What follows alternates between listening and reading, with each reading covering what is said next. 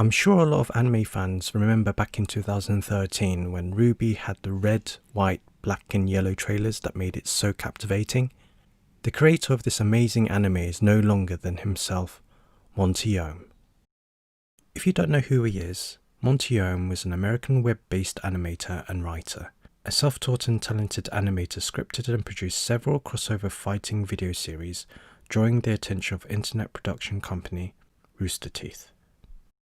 Being a dancer himself, his animation was noted for both the extensive detail in character design and fast-paced nature of his combat sequences, which were major components of his work. He managed to adopt the style of animation from classical action and Hong Kong martial arts action films. I'm a 90s kung fu movie kid. We're talking like, Drunken Master and Iron Monkey and Once Upon a Time in China, all those Jet Li and Jackie Chan and Donnie Yen movies. And then I think my first anime I really liked might have been Dangayo. In regards to the design of the show, he said, "My vision of the show was to present a two-dimensional toon shade look, but with all the depth and complexity of a 3D animated production. I wanted to be able to move the cameras and characters freely while still capturing the essence of the flat, line-drawn look of traditional anime." Being a fan of his work, I thoroughly enjoyed the RWBY series, only up to a point. Back in 2015, I was shocked to find out he passed away, and the series had shifted into a different direction when Volume 3 was aired. I want you, and this is what we're working at, I want you to learn more about the characters because that's what the season's about. I pushed some ideas from Season 2 into Season 3 to give the characters more time to breathe. We've got 12 episodes that are all at least 12 minutes because we're giving them the screen time they deserve because that's what people wanted. They wanted more to learn more about the characters. So we're doing that. And so you'll get a lot more time for each of the characters this season. After he passed away, this is where the shifting began into a more plot-driven story. Although it created a good balance of character development and plot progression, it lacked Monty's touch, which is one of the main ingredients that made what RWBY was from the very beginning.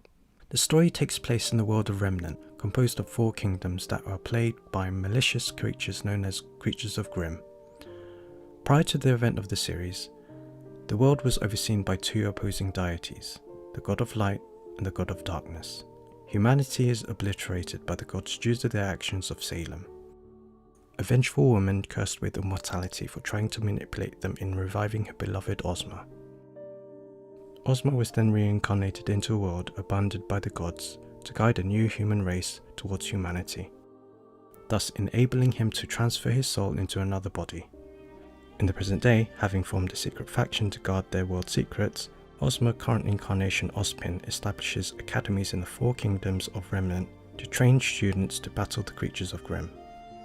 The academies secretly conceal 4 relics that, if united, would summon the gods back to Remnant, then judge humanity once again. The most obvious change is the drastic drop of the action sequences and quality of the fight choreography. It's definitely relevant since RWBY's popularity was down to Monty's understanding on these. I'm the best. I'm not the best animator, I'm not the best editor, I'm not the best model, I'm not the best at anything. But I am the best at all those things that I do. So really the only thing I can say is I'm the best Monty. Being a fan of Hong Kong martial arts myself, I will explain what makes scenes like these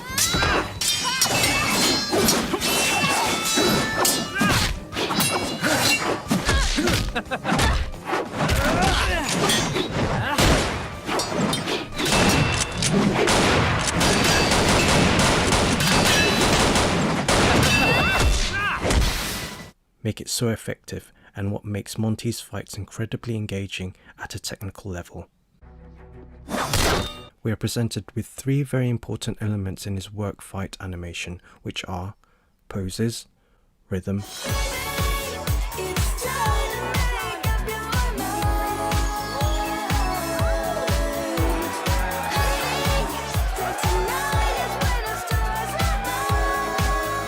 and characters.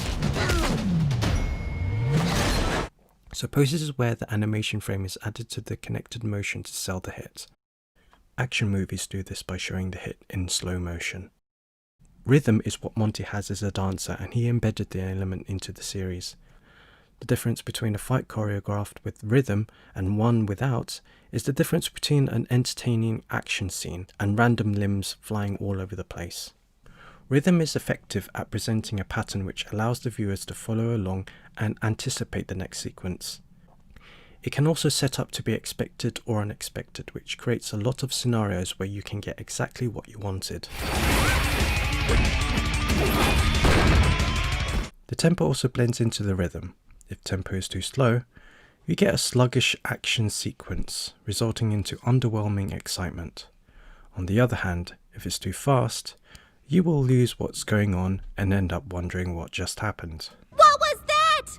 That should have been easy! Well, perhaps if you had exercised even the slightest amount of caution with the placement of your strikes. Characters in Monty Oum animation has their own attributes. Each character has their weaknesses, strengths, special moves, and fighting style. We have RWBY, the hack and slash scyther wielder, and is a very momentum based fighting style. A lot of fancy footwork and twirling and spinning is to build up momentum and keeping herself protected, as well as enabling more than one attack in a single push, allowing her to twist the blade around into multiple strikes. A weapon can also transform to a bolt action sniper rifle for a long range or up close to give that extra firepower. Weiss is a high class sword specialist. She uses the Reaper, designed to perform quick and nimble cutting and thrusting attacks. And being a light and highly versatile weapon, she's not restricted to just fencing moves, but also uses other types of fighting arts, such as wushu. Her weapon can perform dust elements that gives that additional offensive and defensive edge in combat. Blake is a ninjutsu martial artist, most commonly associated with Japanese shinobi, focusing on the use of stealth and deception in order to defend herself. A variant weapon can transform from a cleaver-like sword to a kanata to a sickle and a gun, enabling her to adapt to any type of environment or scenario that comes her way. Yang is a mixed martial artist, using a variety of fighting techniques from boxing to karate and everything in between. A pair of dual-range shotgun gauntlets give her enough firepower each time she executes a shot from her punches at her own will. My personal favourite out of the four protagonists has to be Yang. When I began watching a Yellow trailer, I was simply blown away. Since I'm a true fan of hand-to-hand combat sequences, she brings these martial arts in such a high octane level. She's lively, but has a short temper, enjoys fighting, tough as nails, and is a powerhouse out of the four. My other favourite is the antagonist Neo. She's a mute, calm, confident, a skillful fighter, and she's like what Bruce Lee once said. You can call it the art of fighting without fighting. Let me show you what he means by that. Alright then.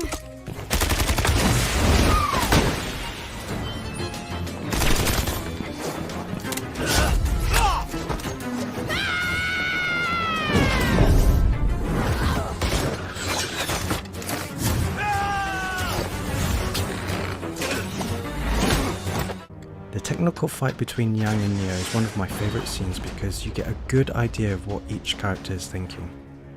Yang has gotten through her fights with brute force and pure aggression, and since Neo is the type of character who takes her time and analyses the situation, she's a strategist.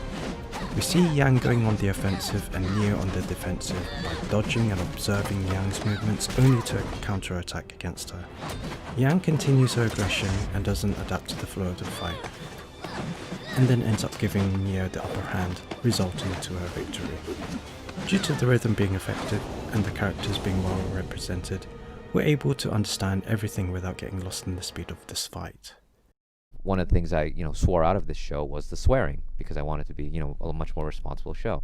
Have a show that belongs to a generation out there that is right now discovering themselves. And I've mentioned this on multiple panels, is that, the story of growing up is something we all have.